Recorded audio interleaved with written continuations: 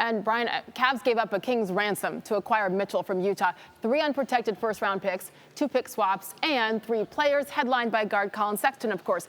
This Cleveland team is all in, Brian. How does the rest of the league right now feel about this bet that they've made?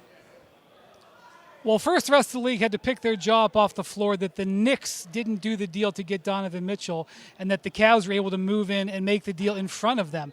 But then when you look at that, the Cavs are really loaded. 4 potential all-star players this season. When you look at Jared Allen, Evan Mobley, Darius Garland, and Donovan Mitchell, all in their early to mid-20s, all under team control. This is just not something that you see in the NBA, especially in a small market. Now, they are in a very competitive Eastern Conference. I'm not sure whether this is a team that can, make a big run in their first year together. But I should point out, the last time this team made the playoffs without LeBron James on the roster was in 1998. So even getting there would be a huge step forward for this organization. Although last year, 44-38, a relatively good season, I think surprising some people. But Donovan Mitchell, you'd think, should take him over that hump a little bit. I know he has not spoken to the media since the trade, and you're going to sit down with him again, an exclusive interview with Donovan today. What, Brian, are you hoping to learn from him when you talk?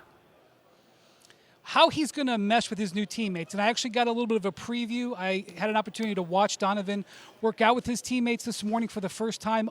Almost all of the Cavs players are already here working out in Cleveland. He was out there on the court with Darius Garland, out there on the court with Evan Mobley. How he sees this team coming together, because the dynamic backcourt of him and Darius Garland with the 2 big men behind him who are terrific on defense in Jared Allen and Evan Mobley is the type of basis for which championship teams get built on. That is what Donovan was hoping. If he had to leave Utah, he wanted to go to a contender. That's what he got here in Cleveland. Yeah, with he and Gobert in the fold in Utah, I mean, the Jazz never advanced past the conference semis. That was certainly a disappointment there for them out west. Let's see what he can do now in Cleveland. What is it, J.B. Bickerstaff, the head coach? I mean, he's got a team right there in Cleveland. Brian Windhorst, thank you.